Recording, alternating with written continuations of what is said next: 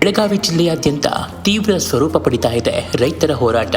ಕಬ್ಬು ಬೆಳೆಗೆ ನಿಗದಿತ ಬೆಲೆ ನೀಡುವಂತೆ ಆಗ್ರಹಿಸಿ ರೈತರಿಂದ ಬೃಹತ್ ಪ್ರತಿಭಟನೆ ನಡೆಯಿತು. ರೈತರ ಹೋರಾಟಕ್ಕೆ ಅಥಣಿ ಜನತೆಯಿಂದ ಭಾರಿ ಬೆಂಬಲ ವ್ಯಕ್ತವಾಗಿದೆ. ಅಥಣಿ ಪಟ್ಟಣದಲ್ಲಿ ಬಂದ್ ಮಾಡಿ ಬೆಂಬಲ ಸೂಚಿಸಿದ್ರು ವರ್ತಕರು. ಅಥಣಿ ಪಟ್ಟಣದ ಶಾಲಾ ಕಾಲೇಜುಗಳಿಗೆ ರಜೆಯನ್ನ ಘೋಷಿಸಲಾಗಿತ್ತು. ವಿಜಯಪುರ, ಸಂಕೇಶ್ವರ, ಜತ್ತ, ಜಾಂಬೋಟಿ ಹೆದ್ದಾರಿ ಬಂದ್ ಮಾಡಿ ರೈತರು ಆಕ್ರೋಶ ವ್ಯಕ್ತಪಡಿಸಿದ್ರು. ಹಾಲು ಹಣ್ಣು ಆಸ್ಪತ್ರೆ, ಮೆಡಿಕಲ್, ತರಕಾರಿ ಹೊರತುಪಡಿಸಿ ಇನ್ನುಳಿದ ಎಲ್ಲವೂ ಕೂಡ ಬಂದ್ ಆಗಿತ್ತು. ಪ್ರತಿಭಟನೆಯಲ್ಲಿ ಎಲ್ಲಾ ಸಂಘಟನೆಯವರು ಹಾಗೂ ರೈತ ಮುಖಂಡರು ಹಾಗೂ ಮಾಜಿ ಶಾಸಕರು ಮಹೇಶ್ ಕುಮಟಳ್ಳಿ, ಶಹಜಾನ್ ದೋಂಗರ್ಗಾವ್, ಅರವಿಂದ್ ದೇಶಪಾಂಡೆ ಹಾಗೂ ಮಿತೇಶ್ ಪಟ್ಟಣ ನ್ಯಾಯವಾದಿಗಳು, ರವಿ ಅಣ್ಣ ಪೂಜಾರಿ, ದರೆಪ್ಪ ಟಕ್ಕಣ್ಣನವರ್, ಸತ್ಯಪ್ಪ ಭಾಗ್ಯಣ್ಣನವರ್ ಈ ಪ್ರತಿಭಟನೆಯ ಕುರಿತಾಗಿ ಮಾತನಾಡಿದರು. ನಮ್ಮ ರೈತರು, ನಮ್ಮ ದೇವತೆಯಾದಂಥ ಎಲ್ಲ ರೈತರಿಗೂ ಮನದಲ್ಲಿ ನೆನೆದು ಇದು ಹೋರಾಟ ರೈತರ ಹೋರಾಟ ಅಷ್ಟೇ ಅಲ್ಲ, ಇದು ಎಲ್ಲ ನಮ್ಮ ಜನರ ಹೋರಾಟ. ಯಾಕಂದರೆ ನಮ್ಮ ಭಾರತ ದೇಶ 90% ರೈತರನ್ನು ಅವಲಂಬಿತವಾದ ದೇಶವಾಗಿದೆ. ಇದು ರೈತರಿಂದ ನಮ್ಮ ದೇಶ. ರೈತರ ಬೆಳೆ ಬೆಳೆದರೆ ಮಾತ್ರ ನಮ್ಮ ಜೀವನ. ದಯಮಾಡಿ ಇದು ಕಬ್ಬಿನ ವಿಷಯ ಅಷ್ಟೇ ಅಲ್ಲ, ಎಲ್ಲ ಬೆಳೆಗಳಿಗೂ ಕಬ್ಬಿನ ಬೆಲೆ ಅಷ್ಟೇ ಅಲ್ಲ, ಎಲ್ಲ ಬೆಳೆಗಳಿಗೂ ನಿಗದಿತ ಬೆಲೆಯನ್ನು ಮಾಡಿ ಸರ್ಕಾರ ತನ್ನ ಮಟ್ಟದಲ್ಲಿ ಇದಕ್ಕೊಂದು ತನ್ನದೇ ಆದಂಥ ಕಾಯ್ದೆ ಹಾಗೂ ಜೀವವನ್ನು ಪಾಸ್ ಮಾಡಬೇಕು. ಪ್ರತಿ ವರ್ಷ ಹೇಗೆ ಟ್ಯಾಕ್ಸ್ ಆಗಲಿ ಮತ್ತು ಇನ್ಕ್ರಿಮೆಂಟ್ ಆಗಲಿ ಜಾಸ್ತಿ ಮಾಡ್ತಿಲ್ಲ, ಹಾಗೆ ಪ್ರತಿ ವರ್ಷ ಕಬ್ಬಿನ ದರವನ್ನು ಜಾಸ್ತಿ ಮಾಡಬೇಕು. ಮತ್ತು ರೈತರು ಕೇಳ್ತಾ ಇರೋದು 3,500 ಮಾತ್ರ. ನೀವು 5 ವರ್ಷದಿಂದ ಏನು ಬಿಲ್ ಕೊಟ್ಟಿದ್ರಲ್ಲ, ಈಗೂ ನೀವು ಅಷ್ಟು ಬಿಲ್ ಕೊಡೋಕ್ಕಾಗಲ್ಲ. ಯಾಕಂದ್ರೆ ಪ್ರತಿಯೊಂದು ಕಬ್ಬಿನ ಬೆಳೆಗೆ ಬೇಕಾಗುವ ಗೊಬ್ಬರ, ಬೀಜ ಅದರ ರೇಟು ದುಪ್ಪಟ್ಟಾಗಿದೆ. ದಯಮಾಡಿ ಎಲ್ಲ ಸರ್ಕಾರದವರು ಇದು ಜಾತ್ಯತೀತವಾಗಿ, ಪಕ್ಷಾತೀತವಾಗಿ, ನಾವು ಯಾವ ಪಕ್ಷದ ವಿರುದ್ಧ ಮಾತಾಡ್ತಾ ಇಲ್ಲ, ಯಾವ ಜಾತಿ ಧರ್ಮದ ವಿರುದ್ಧ ಮಾತಾಡ್ತಾ ಇಲ್ಲ. ನಮ್ಮ ಜಾತಿ ಧರ್ಮ ಒಂದೇ, ರೈತರ ವರ್ಗ ಒಂದೇ. ಈಗ ದಯಮಾಡಿ ಎಲ್ಲ ರೈತರಿಗೆ ನೀವು ಅವರಿಗೆ ಬೇಡುತ್ತಿರೋ 3,500 ಬೆಲೆಯನ್ನು ಕೊಡಬೇಕು. ಇನ್ನು ಮುಂದಿನ ಕಾಲದಲ್ಲಿ ನೀವು 3,500 ನಿಗದಿ ಮಾಡದಿದ್ದರೆ ನಾವು ಎಲ್ಲರೂ ಮುಖಂಡರು ಹಾಗೂ ವಕೀಲರು ಹಾಗೂ ಎಲ್ಲ ವ್ಯಾಪಾರಸ್ಥರು, ಸಂಘಟನೆಯವರು ರೈತರಿಗೆ ಬೆಂಬಲ ನೀಡಿ ಉಗ್ರವಾದ ಹೋರಾಟ ಮಾಡುತ್ತೇವೆ ಅಂತ ಹೇಳುತ್ತೇವೆ. ಜೈ ಜವಾನ್, ಜೈ ಕಿಸಾನ್, ಜೈ ಜವಾನ್, ಜೈ ಕಿಸಾನ್. ಕಳೆದ ಒಂದು ವಾರದಿಂದ ಸುಮಾರು ಗುರ್ಲಾಪುರ ಕ್ರಾಸ್ದಲ್ಲಿ ನಡೆದಿರುವಂಥ ಒಂದು ಏನಪ್ಪ ರೈತರ ಒಂದು ಕಬ್ಬು ಬೆಳೆಗಾರರಿಗೆ ನ್ಯಾಯಯುತವಾದ ಬೆಲೆ ಅವರೇನು ಭಾಳ ಕೇಳ್ತಾ ಇಲ್ಲ, 3,500 ರೂಪಾಯಿ ಕೇಳ್ತಾ ಇದ್ದಾರೆ. ಈ 3,500 ರೂಪಾಯಿ ಬೇಕಾದಂಥ ಫ್ಯಾಕ್ಟ್ರಿಗೆ ವರ್ಕೌಟ್ ಆಗ್ತದೆ. ಯಾಕಂತಂದ್ರೆ ಇದು ಇವತ್ತು ಸಕ್ಕರೆ ಅನ್ನೋದೊಂದು ಬೈ ಪ್ರಾಡಕ್ಟ್ ಆಗ್ಯದ. ಅದ್ರ ಜೊತೆಗಿನ ಇಥನಾಲ್ ಮತ್ತು ಕೋ ಜನರೇಷನ್ ವಿದ್ಯುತ್ ಉತ್ಪಾದನೆ ಇವೆಲ್ಲ ಇರೋದ್ರಿಂದ ಈ ಎಲ್ಲ ಸಕ್ಕರೆ ಕಾರ್ಖಾನೆಗಳು ಲಾಭದಾಯಕವಾಗಿ ಅದಾವೆ. ಇಂಥ ಒಂದು ಪರಿಸ್ಥಿತಿಯಲ್ಲಿ 3,500 ಕೇಳುವಂಥದ್ದು ಅತ್ಯಂತ ನ್ಯಾಯಯುತವಾಗಿದೆ, ಉಚಿತವಾಗಿದೆ. ಇದಕ್ಕಾಗಿ ಇಷ್ಟು ದಿವಸ ಈ ಹೋರಾಟ ನಡೆದರೂ ಸಹಿತ ಇದರ ಕಡೆ ಸರ್ಕಾರ ಆಗಲಿ, ಸರ್ಕಾರದ ಸಂಬಂಧಪಟ್ಟ ಮಂತ್ರಿಗಳು ಇಲ್ಲಿ ಗಮನ ಕೊಡದೇ ಇರುವಂಥದ್ದು, ಅವ್ರಿಗೆ ಬಂದು ಸಮಕ್ಷ ಭೇಟಿಯಾಗಿ ಅವ್ರ ಜೊತೆಗೆ ಸ್ಪಂದಿಸದೇ ಇರುವಂಥದ್ದು ಒಂದು ವಿಷಾದಕರ ಸಂಗತಿ. ಈಗ ನಾನು ಈ ಸಂದರ್ಭದಲ್ಲಿ ಸನ್ಮಾನ್ಯ ಮುಖ್ಯಮಂತ್ರಿಗಳಿಗೆ ಮನವಿ ಮಾಡ್ತೀನಿ, ಸಕ್ಕರೆ ಸಚಿವರನ್ನು ಒಳಗೊಂಡು ತಾವು ಈ ರಾಜ್ಯ ಮಟ್ಟದಲ್ಲಿ ಇದೇನೋ ಒಂದು ರೈತ ಅನ್ನದಾತ ಇವತ್ತು ಬೀದಿಗೆ ಬಿದ್ದು ಕಣ್ಣೀರು ಹಾಕುವಂಥ ಪರಿಸ್ಥಿತಿ ಇದೆ. ಕಣ್ಣೀರು ಒರೆಸೋ ಕೆಲಸ ತಾವು ಮಾಡಬೇಕು. ತಾವು ಬೆಂಗಳೂರಲ್ಲಿ ಎಲ್ಲ ಕಾರ್ಖಾನೆಯ ಇವತ್ತು ಮಾಲೀಕರಿಗೆ ಮತ್ತು ರೈತ ಸಂಘಗಳ, ವಿವಿಧ ರೈತ ಸಂಘಗಳ ಎಲ್ಲ ಮುಖಂಡರಿಗೆ ಕರೆಸಿ ತ್ವರಿತವಾಗಿ ಒಂದು ಸಭೆಯನ್ನು ಮಾಡಿ 3,500 ರೂಪಾಯಿ ಈ ರೈತರಿಗೆ ಒಂದು ಟನ್ನಿಗೆ ಕಬ್ಬಿಗೆ ಕೊಡುವಂಥ ನಿರ್ಧಾರ ಮಾಡಿ ತಾವು ಘೋಷಣೆ ಮಾಡಿದ್ದೇ ಆದರೆ ತಾವು ಈ ರೈತರ ಕಣ್ಣೀರು ಒರೆಸಿದಂಗೆ ಆಗ್ತದೆ ಅಂತೇಳಿ ಈ ಸಂದರ್ಭದಲ್ಲಿ ನಾನು ಒತ್ತಾಯ ಮಾಡ್ತೀನಿ. ಮತ್ತು ಈ ರೀತಿ ಒಂದು ವೇಳೆ ಸಮಸ್ಯೆ ಬಗೆಹರಿದ ಹೋದರೆ ಇದು ನೀವು ರೈತರ ತಾಳ್ಮೆಯನ್ನು ಪರೀಕ್ಷೆ ಮಾಡಬೇಡ್ರಿ. ಇವತ್ತರ ಶಾಂತ ರೀತಿಯಿಂದ ನಡೆದಿದೆ, ಮುಂದೆ ಇದು ಉಗ್ರ ಸ್ವರೂಪವನ್ನು ತಾಳಬಹುದು. ಅದಕ್ಕೆಲ್ಲ ಜವಾಬ್ದಾರಿ ಸರ್ಕಾರ ಆಗ್ತದೆ ಅನ್ನುವಂಥ ಮಾತನ್ನು ಈ ಸಂದರ್ಭದಲ್ಲಿ ಹೇಳಿ ರೈತ ಸಂಘಕ್ಕೆ ಜಯವಾಗಲಿ. ರೈತರಿಗೆ 3,500 ರೂಪಾಯಿ ಪ್ರತಿ ಟನ್ಗೆ ಯಾವುದೇ ಪರಿಸ್ಥಿತಿಯಲ್ಲಿ ಸಿಗಲಿ ಅಂತೇಳಿ ಈ ಸಂದರ್ಭದಲ್ಲಿ ನಾನು ಸಹಿತ ಆಗ್ರಹ ಮಾಡ್ತೀನಿ.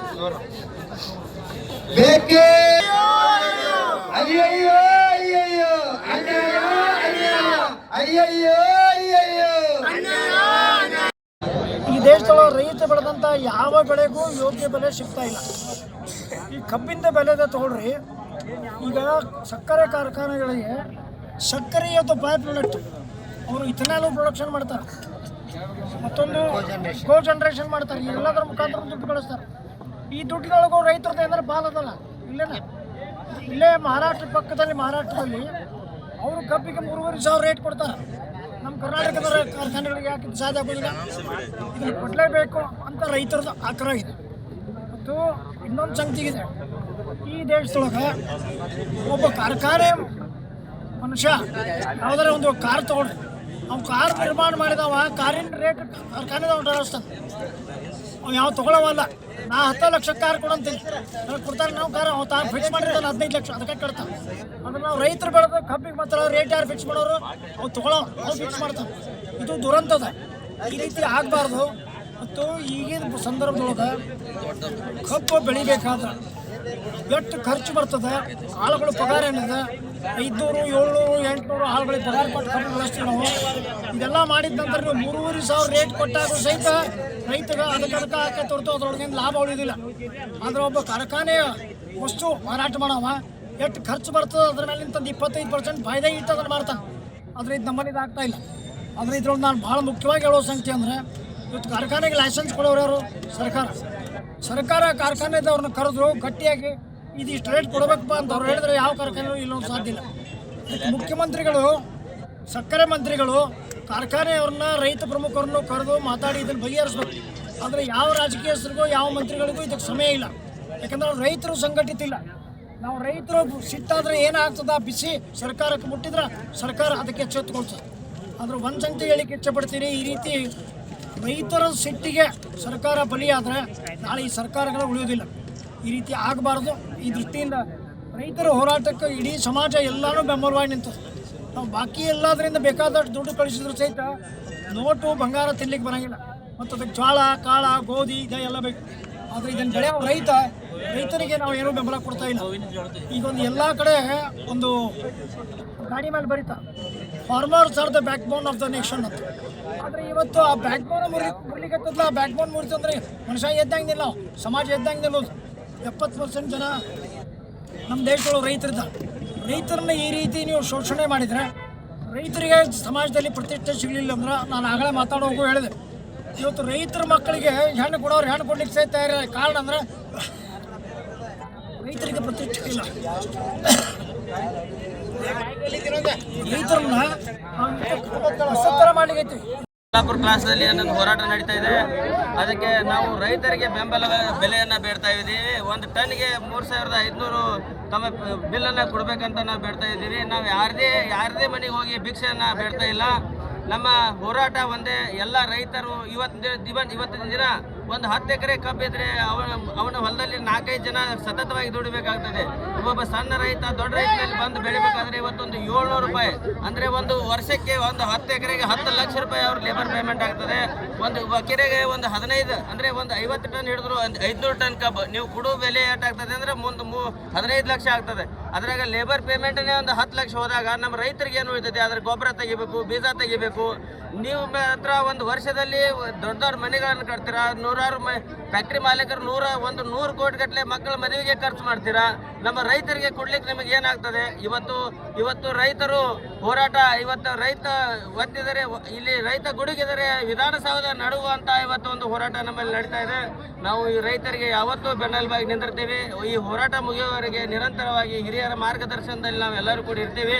ಮತ್ತು ಅಥಣಿಯಲ್ಲಿ ಇವತ್ತು ಒಂದು ಸರ್ಕಾರ ವೇಟ್ ಬ್ರಿಡ್ಜನ್ನು ಮಾಡದೇ ಇದ್ದರೆ ನಾವು ಮುಂದಿನ ದಿನದಲ್ಲಿ ಹಿರಿಯರ ನೇತೃತ್ವದಲ್ಲಿ ಒಂದು ನನ್ನ ವೈಯಕ್ತಿಕ ಖರ್ಚಿನಲ್ಲಿ ಒಂದು ಎಲ್ಲರೂ ಕೂಡಿ ಅಥಣಿಯಲ್ಲಿ ಎಲ್ಲ ಫ್ಯಾಕ್ಟ್ರಿಗಳಿಗೆ ಮತ್ತು ಎಲ್ಲ ದಾರಿಗೆ ಅನುಕೂಲವಾಗಿ ಕೊಡುವಂಥ ಒಂದು ಜಾಗವನ್ನು ನಿಗದಿ ಮಾಡಿದರೆ ನನ್ನ ಒಂದು ಸ್ವಂತ ಖರ್ಚಿನಲ್ಲಿ ಎಲ್ಲ ರೈತರ ಬೆಲೆಗಳಿಗೆ ಅಂದರೆ ಎಲ್ಲ ರೈತರ ವಸ್ತುಗಳಿಗೆ ಫ್ರೀಯಾಗಿ ಕಾಟ ಮಾಡಿ ಕೊಡುವಂಥ ವ್ಯವಸ್ಥೆಯನ್ನು ನಾನು ಇವತ್ತು ಚಾಲನೆ ಕೊಡ್ತೇನೆ. ಎಲ್ಲ ರೈತ ಮುಖಂಡರು, ಎಲ್ಲ ಸಂಘಟನೆಯವರು, ಎಲ್ಲ ಹಿರಿಯ ಮಾರ್ಗದರ್ಶಕರು, ಮಾಜಿ ಶಾಸಕರುಗಳು ನನಗೆ ಒಂದು ಮಾರ್ಗದರ್ಶನ ಮಾಡಬೇಕಂತ ಈ ಕಳಕಳಿಯಲ್ಲಿ ಮನವಿಯನ್ನ ಮಾಡ್ಕೊತೀನಿ.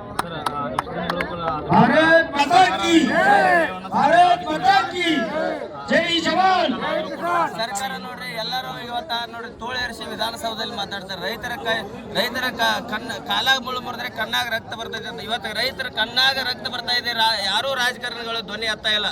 ಮುಂದಿನ ದಿನಮಾನದಲ್ಲಿ ನಮ್ಮ ಎಲ್ಲಾ ರಾಜಕಾರಣಿಗಳು ಧ್ವನಿ ಎತ್ತಿ ರೈತರಿಗೆ ಅನುಕೂಲವಾಗುವಂತ ವಿಚಾರಗಳನ್ನ ವಿಧಾನಸೌಧದಲ್ಲಿ ಧ್ವನಿ ಎತ್ತಬೇಕಂತ ನಾನು ಈ ವೇದಿಕೆ ಮುಖಾಂತರ ಮನವಿ ಮಾಡ್ತೀನಿ.